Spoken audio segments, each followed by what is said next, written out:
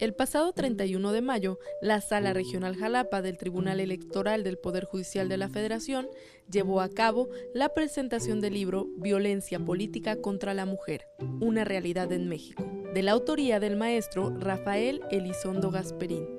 El presidium del evento estuvo integrado por la consejera del Organismo Público Local Electoral de Veracruz, Julia Hernández García, la directora del Instituto Veracruzano de las Mujeres, Yolanda Olivares Pérez, y el magistrado de la Sala Regional Jalapa, Enrique Figueroa Ávila. La mesa fue moderada por el magistrado Juan Manuel Sánchez Macías, también integrante de esta sala regional. Al término del evento, se llevó a cabo la firma de libros por parte del autor. Acompáñanos a ver un resumen de lo ocurrido. La verdad es un verdadero privilegio, sobre todo por el motivo que nos reúne, presentar y comentar por parte de los miembros de la mesa la obra, ¿sí?, del maestro Rafael Elizondo, a quien, al margen de la profunda amistad y respeto que me une con él, debo decir que es una persona que siempre se ha destacado por lo que se va a comentar hoy, por el estudio de temas fundamentales, y siempre hemos coincidido y lo hemos practicado los tres magistrados en el pleno a nivel personal, a nivel profesional a través de los asuntos, de temas que son de una gran relevancia, como el que aquí nos ocupa, la violencia política, ¿sí?, contra la mujer. Violencia que desgraciadamente se da todavía en muchos ámbitos, en muchas vertientes, en muchas zonas y de muchas maneras, ¿sí? Este libro, sin duda, y no quiero comentarlo porque no es mi función, aunque sí lo leí con interés, mi querido maestro, esa es la función de los comentaristas, pero pone el ojo del huracán en un tema que es de capital importancia actualmente para las mexicanas y los mexicanos. Debo aprovechar esta oportunidad también para expresar mi sentir sobre el tema que trata el maestro Rafael Elizondo Gasperín, quien es muy claro en su intención al escribir, como lo dice, que cualquier persona, y no únicamente los estudiosos del derecho, reflexionen sobre su contenido. Un objetivo que se logra, desde mi punto de vista, por la didáctica que aplica en los 3 capítulos del texto. Y para ello, en el primero, denominado La participación política de las mujeres en México y su evolución histórica, describe los antecedentes de la limitada participación de las mujeres en las funciones públicas y el ejercicio del poder del Estado, ya que entonces no gozaban de la calidad de ciudadanas. Un primer antecedente que inserta es la Declaración de los Derechos de la Mujer y la Ciudadana, cuya impulsora pensaba que se habían olvidado de incluir a nuestro género en esa declaración. En cuanto a México, el autor describe de forma precisa cómo ha sido la lucha de las primeras mujeres a partir de la época postrevolucionaria para lograr el reconocimiento del derecho al voto y a ser votadas. Por ejemplo, una de ellas, Ermila Galindo, quien planteó la igualdad intelectual entre el hombre y la mujer, y luchó para que en su momento se reconociera en la Constitución de 1917 la ciudadanía de las mujeres para votar tanto en elecciones federales como locales y poder ser votadas en cargos públicos. Dicha pretensión no fue sencilla de obtener, pues también había mujeres que pensaban que ello propiciaría que la población femenina descuidara la atención de los hijos y su hogar. Las cargas de las mujeres que señalaba hace un momento la maestra Yolanda también, y decían que podía romper la unidad de la familia. Una vez promulgada la Constitución del 5 de febrero de 1917, Ermila Galindo se convierte en la primera mujer que intenta llegar a la Cámara de Diputados. Es una forma de narrar la que hace el autor, de verdad que tan sencilla y clara. De las décadas 20 a los 50, destaca en cada una de ellas cuáles son los logros En los 20, los precedentes de regulación del derecho de las mujeres son estatales. Así, en 1922, Rosa Torres fue la primera mujer electa regidora del país, y en 1923, Elvia Carrillo Puerto, Beatriz Peniche y Raquel de Cip Cicero, las primeras electas diputadas en el Congreso de Yucatán.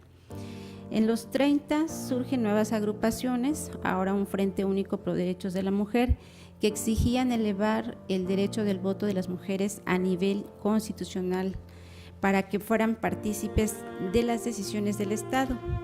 Es en 1937 que el presidente Lázaro Cárdenas del Río propone reformar el artículo 34 constitucional para incluir a la mujer también como ciudadana. Sin embargo, dicha reforma no fue publicada. En los 40, el avance lo constituye la iniciativa de adición al artículo 115 de la Constitución Federal, en la que se otorgaba la participación de las mujeres en elecciones municipales para votar y ser votadas.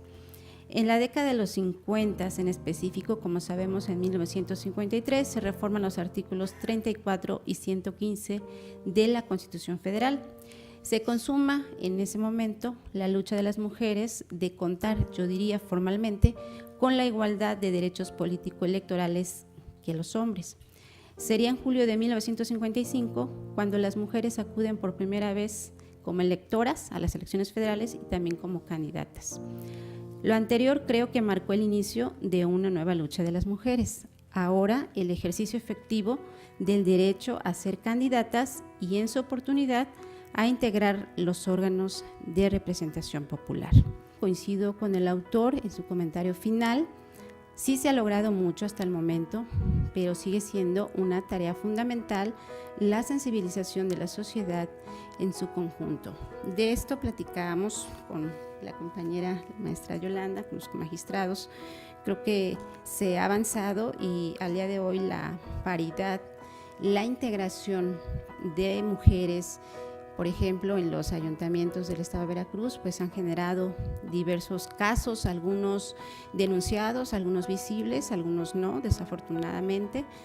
Creo que es una tarea institucional, ya sea electoral o no, y también coincido con lo que nos dice una cita que inserta el maestro en su libro, Charlotte Bunch, donde dice: la violencia racial, de género, sexual y otras formas de discriminación y violencia no pueden ser eliminados sin cambiar la cultura. De eso también platicábamos. Creo que la sociedad tenemos en su conjunto esa tarea, sobre todo quienes somos padres o madres de familia, con las nuevas generaciones. Ellos son los que tienen que cambiar los estereotipos, los roles que tradicionalmente se han asignado a varones, a mujeres. Y también creo que, dado que nosotras al día de hoy, bueno, hablo por mí, cuando estoy en algunos foros, yo también digo, soy resultado de la paridad, y en esa medida, pues yo también, hacia el ejercicio de mis funciones, procuro precisamente aplicar esta paridad. Lo hemos hecho como OPLE en la integración de los 30 consejos distritales, 212 consejos municipales. Hemos procurado también en las titularidades de las direcciones ejecutivas, de las unidades técnicas, la presencia de la mujer, empoderar a la mujer. Y hace poco también reflexionaba con jóvenes mujeres que integraron consejos juveniles distritales, que tienen edades, algunas por primera vez van a votar, algunas están en secundaria, en bachillerato, y les decía: ahora ustedes, nosotras, disfrutamos el ejercicio de un derecho de votar y algunas de ser votadas.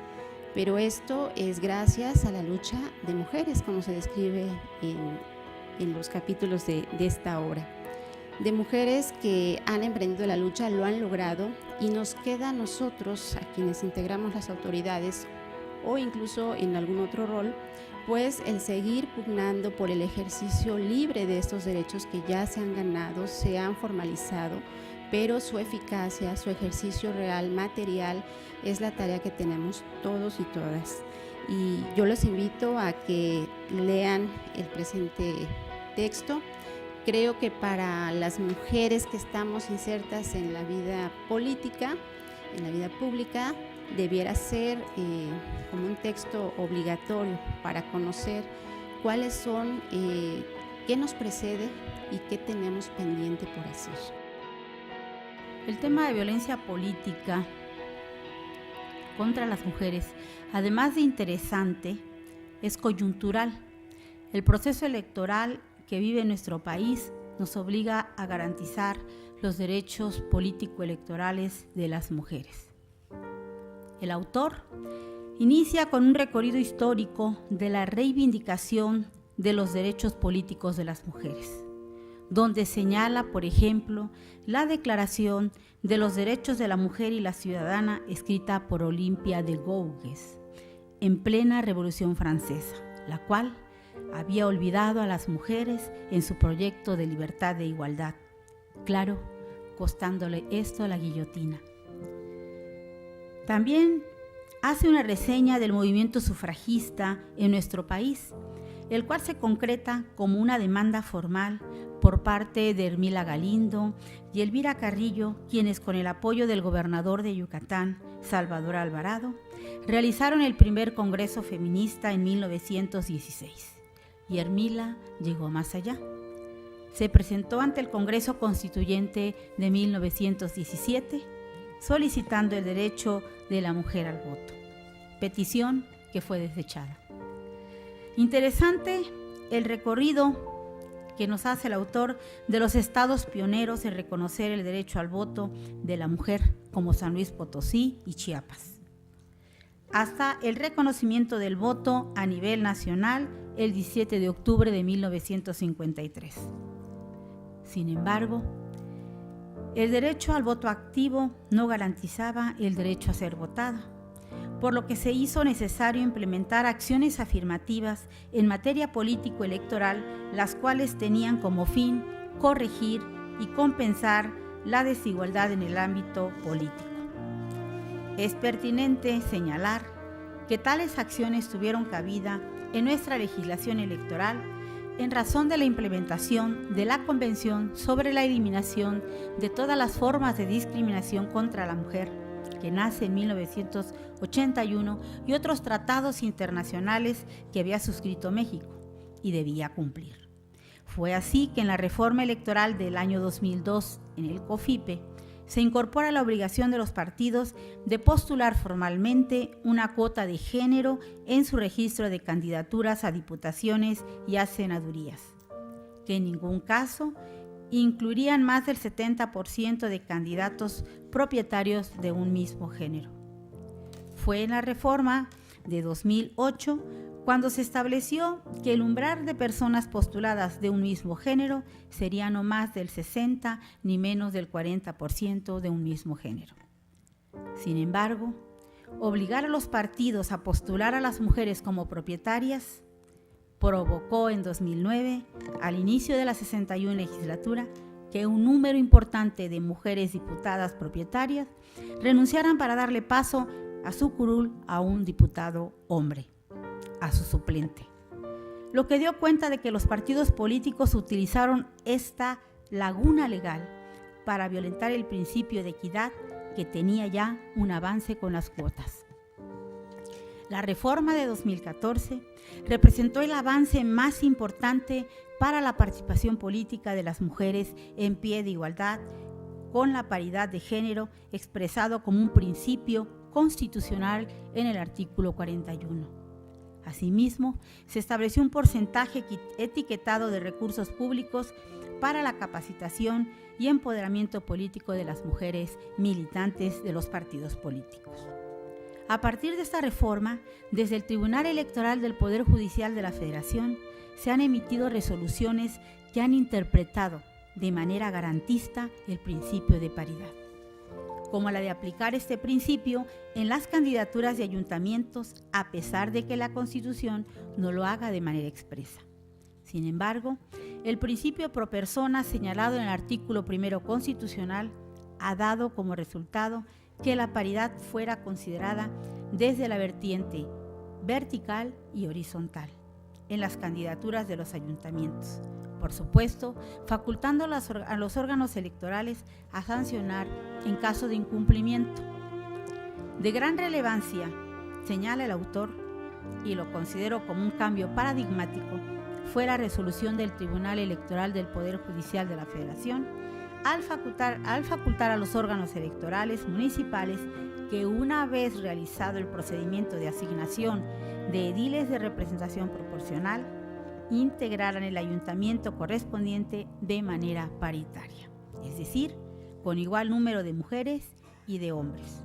Esta disposición ya fue aplicada en la integración de los ayuntamientos de nuestro estado en el pasado proceso electoral. Con eso podemos decir que por lo menos en ese ámbito hemos pasado de la igualdad de oportunidades, que significa las candidaturas, a la igualdad de resultados, que ya es en la integración de los órganos de gobierno. Estos avances se ven reflejados numéricamente. Por ejemplo, en la elección de 2013, de 212 municipios, solo 25 eran gobernados por alcaldesas, apenas el 10.37%. Hoy nuestro estado, con la aplicación de la paridad vertical y horizontal en las elecciones municipales de 2017, tenemos que de las 212 alcaldesas, 55 son gobernadas por mujeres, 30 alcaldesas más con relación a la elección de 2013. Sin embargo, solo gobiernan un poco más del 25% del total de los municipios veracruzanos. A pesar de todos los avances en materia de igualdad y de los esfuerzos empeñados de las mujeres de la sociedad civil y de las legisladoras de todos los partidos políticos por lograr una igualdad sustantiva en la participación política de las mujeres y de haber logrado la paridad de género, es lamentable la aparición de un nuevo fenómeno que pretende descalificar la participación de las mujeres en la vida pública y que constituye violaciones a sus derechos políticos, sea como candidatas o sea ya en su función pública. Me refiero a la violencia política contra las mujeres, que es el título y análisis de este libro, que se manifiesta a través de actos o omisiones que pretenden menoscabar su acceso pleno al ejercicio de sus derechos político-electorales e incluso buscan demeritar su desempeño en la función pública solo por el hecho de ser mujeres. Esta obra, además, es un gran compendio terminológico, conceptual, porque no escapa para el autor aquellos conceptos nucleares que tienden hacia el derecho a la igualdad entre mujeres y hombres. Podemos encontrar definiciones sobre la dimensión de paridad vertical, la dimensión de la paridad horizontal. Y otro dato muy importante de la obra que ahora comento radica en lo que se ha establecido como manifestaciones de violencia política contra la mujer, y solo por citar 3 ejemplos rápidamente.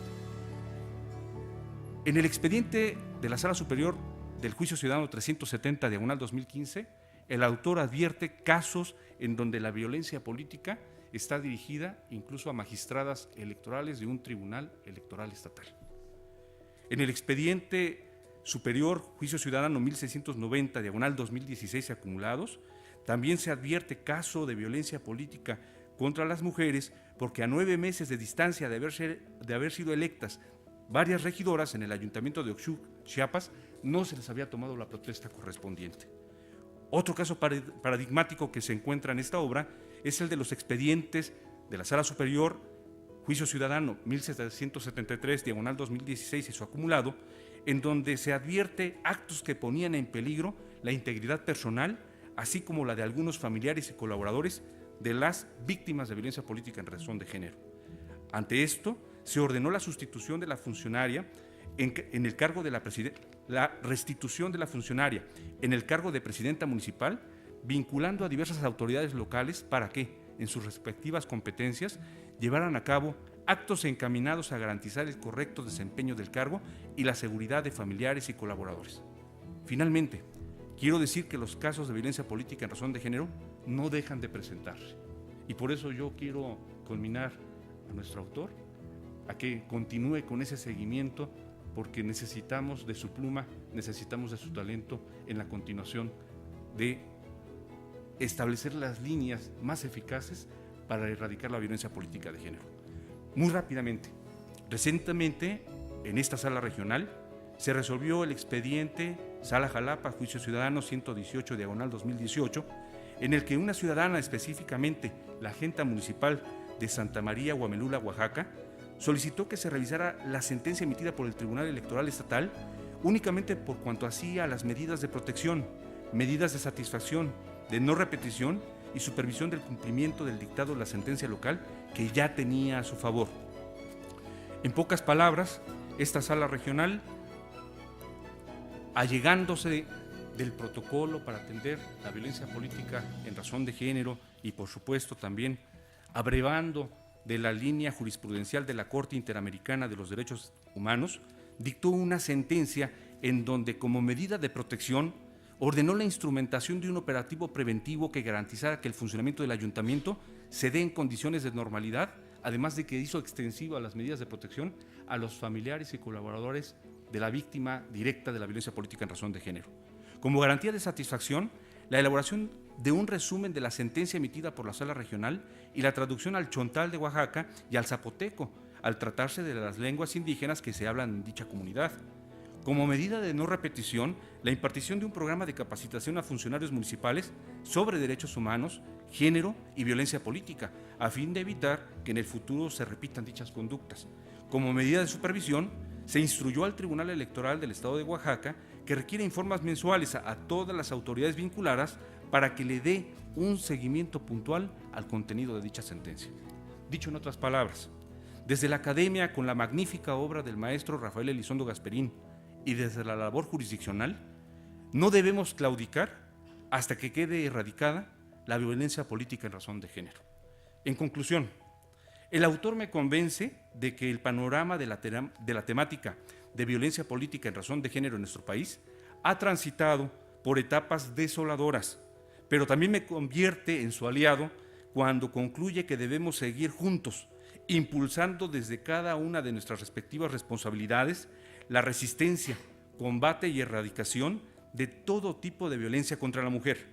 De modo que, parafraseando el poema intitulado No te rindas, del poeta uruguayo Mario Benedetti, me parece que el autor nos exhortaría de la manera siguiente: no nos rindamos, aunque el frío queme, aunque el miedo muerda, aunque el sol se esconda y se calle el viento, aún hay fuego en el alma, aún hay vida en los sueños. Muchas gracias. Quiero yo agradecer profundamente la oportunidad de estar aquí porque significa algo muy emotivo. En especial esta jurisdicción, esta sala, esta ciudad y esta entidad federativa, para su servidor están llenos de recuerdos, de gente conocida, veo muchas caras conocidas, de amigos, de familia. Entonces tengo una gran propensión a tener siempre presente no solo a la jurisdicción, sino no solo a la circunscripción, sino en especial a la sala y a la gente que la integra y que la conforma. Quiero agradecer profundamente las palabras de quienes me precedieron en el uso de la voz, en especial de la doctora Julia Hernández, de la maestra Yolanda Olivares y del magistrado Enrique Figueroa, por la deferencia de sus comentarios, por la deferencia en que lo hacen. Y yo quisiera poner ahorita simplemente a su consideración, más que el libro mismo que ustedes lo describen con esa gran deferencia, las razones del porqué. Pero quiero explicarles antes también un motivo especial de singular alegría para mí, es poder estar aquí en esta sala en donde está conformada por quienes en algún pasado fueron mis compañeros secretarios en la sala superior. Nos conocimos, incluso el señor presidente fue mi compañero en la Facultad de Derecho. Por allá veo sentado a Iván, a Paco también. Entonces hay amigos, si le rascamos, desde un poquito más atrás, ¿no? Enrique también me tocó estar con él, Juan Manuel. Fuimos compañeros y se destacaron por ser ese compañero secretario con el que nunca hubo un obstáculo ni la imposibilidad de rebotar ideas y de aprender. Eran de esos secretarios que en las comisiones de los asuntos más feos y horribles que podía haber, siempre entraba uno a la sala y veías las mismas caras, veías a Juan Manuel, veías a Dean, veías a Enrique, siempre sentados en los asuntos más horribles. Era el clásico compañero que tú a lo mejor ibas saliendo de tu oficina como secretario ya en modo ahorro de energía, ya no podías más, ya caminabas como personaje de Walking Dead, ya estabas salteando los expedientes, el principal y los accesorios que te llegaban, que se reproducían como gremlins, porque hasta llegaban con carritos a dejártelos a tu oficina, y volteabas a ver a las oficinas de tus compañeros y los veías adentro, ¿no? Y los veías, sí, en un tono semiverdoso y azuloso, pero estaban ahí dándole, y además como tecladistas en concierto, ¿no? A dos manos, tú decías, no puede ser, esto no es normal, ¿no? Yo no puedo más, me tardo media hora en leer un párrafo, y tú volteabas a ver a tus compañeros secretarios y dices, wow, qué ritmo, estos señores no duermen, o qué pasa. Espero que esa costumbre, ya ahora siendo magistrados, se les haya quitado, en beneficio de su salud y de sus secretarios también, ¿verdad? No, pero son personas ejemplares, amigos.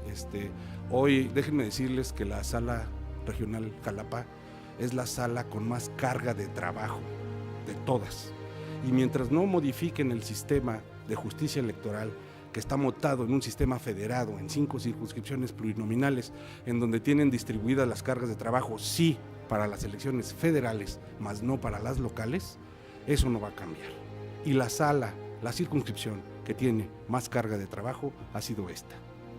Entonces, esta sala también ha sido la pionera en producir una serie de criterios, de sentencias y de pensamientos que son muy importantes para el país. Entonces, la carga de trabajo que ustedes tienen se ve, se conoce y se ve reflejada en el trabajo que ustedes hacen. Entonces, quiero yo agradecer profundamente en ese sentido la oportunidad de poder estar aquí. Quiero yo, muy breve, poner a su consideración las razones y el porqué del libro. El libro no es otra cosa más que un ejercicio de automatización de la información. En realidad representa los obstáculos y los retos que tuvimos en la firma de abogados que yo encabezo, cuando se nos presentaron los primeros asuntos de violencia política contra la mujer. Porque se nos presentaron y decíamos, así como esos expedientes que tienen ustedes que le dicen, no, ábrelo despacito, porque si lo ves muy fuerte sale y te saluda un problema, siempre, ¿no? Un agravio raro, una situación compleja, así decíamos, bueno, ¿cómo podemos hacerle para defender los derechos político-electorales de una mujer violentada? Si no teníamos en ese entonces, hoy seguimos sin tener a nivel federal leyes, un marco normativo específico. Lo único que teníamos era la primera versión del protocolo para atender a la violencia a las mujeres, un protocolo que, si bien es cierto, era una firme y clara intención del Estado mexicano de su posicionamiento para hacerle frente al tema, no vincula y no es ley. No lo podíamos ofrecer como fuente formal del derecho, porque no dejaba de ser una carta de buenas intenciones. No había jurisprudencias, no había tesis, no había nada.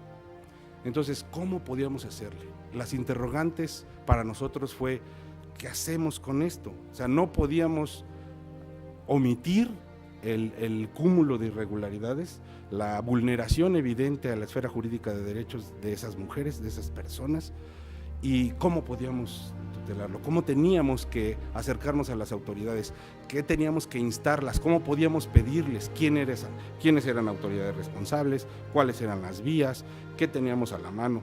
Y fue que nos dimos cuenta que teníamos por todos lados información, pero no había una herramienta de sistematización sobre el tema. Teníamos por ahí algunos criterios en los órganos jurisdiccionales, en la Corte, en la Sala Superior, en las salas regionales, sobre actuación con perspectiva de género. Sí, pero ¿qué es eso? Todo el mundo lo decía muy bonito, pero a la hora de aterrizarlo, decíamos, ¿cómo podemos pedirle a una autoridad actúe con perspectiva de género? ¿Qué implica la actuación con perspectiva de género?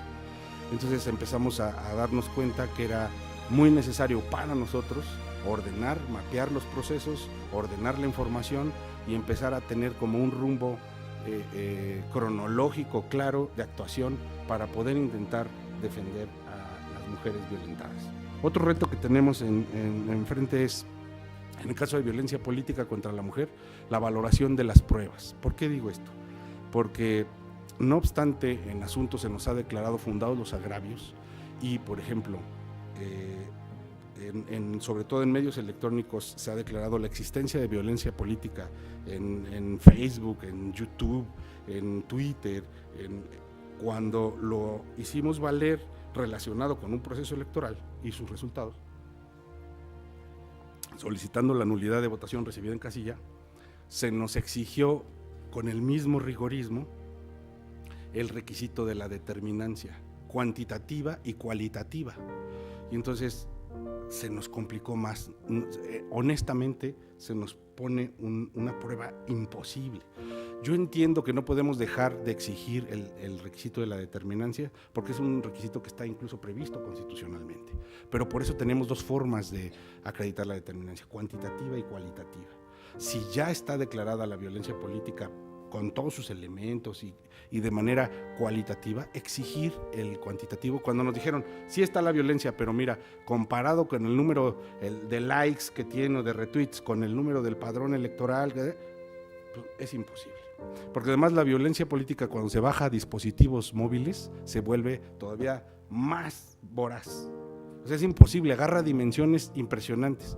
El mayor número de actos de violencia política que nos ha tocado enfrentar está en redes sociales, está en medios electrónicos. Entonces, valorar las pruebas en estos casos con ese criterio sería muy útil. No dejar de exigirlo, pero sí tener como esa sensibilidad, porque estoy seguro que anulando un par de elecciones por violencia política contra la mujer por cuestiones de género, se les va a quitar las ganas de seguirlas violentando. Otro tema es, tenemos que tener la capacidad de generar una herramienta para poder bajar o suspender en medios electrónicos, en redes sociales, cualquier transmisión cuando se considere que existe violencia política contra la mujer.